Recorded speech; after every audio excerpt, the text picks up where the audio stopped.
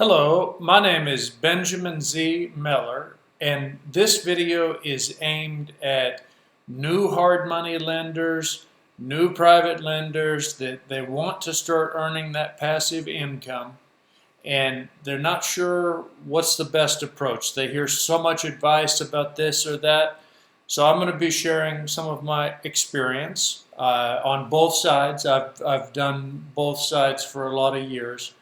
Um, I had actually a friend in the Dallas-Fort Worth market. They've got a hard money lending company.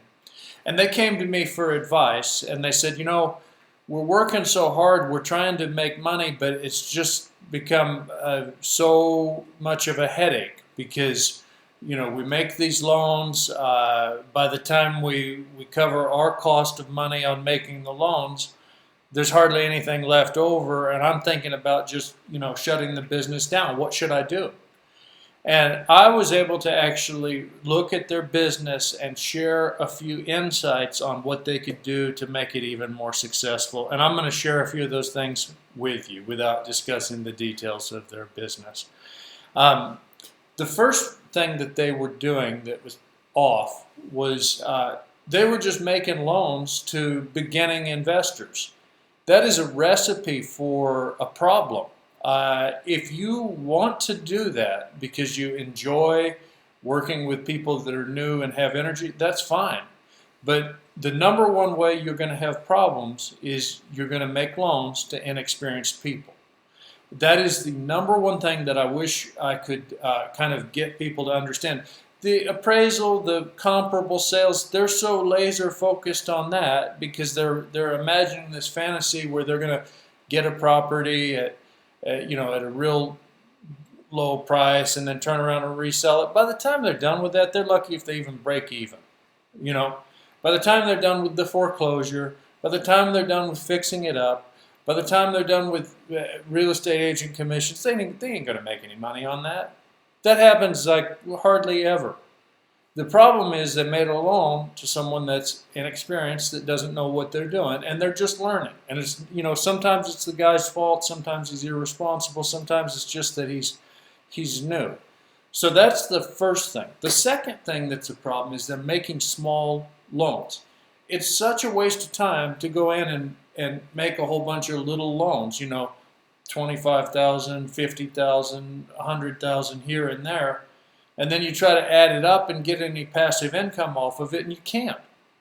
There's just not enough. Once you factor in the headache of all the paperwork, dealing with every loan, all of that, to make lending work and to make it work well, you need to get on an annual investment program where you pick out one or two investors that have experience, where you say, listen, I like what you're doing. I like the fact that you're working hard. I like that you've got the experience.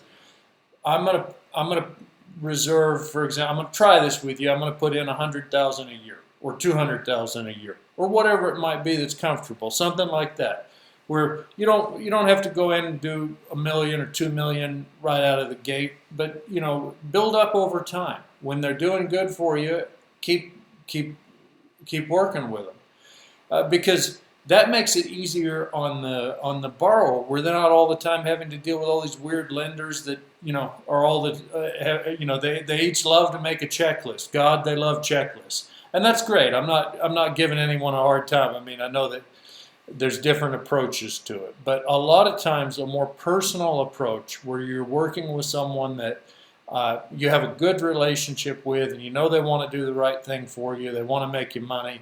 And it's also a benefit to them. That is the key. So the takeaways to this would be two things. Don't loan to inexperienced investors unless you just for some reason want to, and that's fine, and there's no harm in it, but understand that if you make loans to inexperienced investors where they've done less than 50 or 100 transactions, that's where you're going to get more problems than an experienced borrower. And then the second thing is you need to be thinking about an annual investment program where you're going to place a certain amount each year with your chosen borrower or borrowers, and that way you've got a working relationship where they can keep working, they can keep making you money, you're not having to go through all of the headaches of the one that's trying to do the hard money lending, where they're running around, they're going to do this and they're going to do that. I mean, if you want to work, go ahead and do it, but if you're really looking for passive income, you need to find one or two borrowers or three borrowers, some small number that you can manage, that you like them, you like their style, and get on an annual investment program. They'll go do what they're doing. They'll pay the mailbox money to you. It's a much better way. So that is my tip for today. Thank you so much.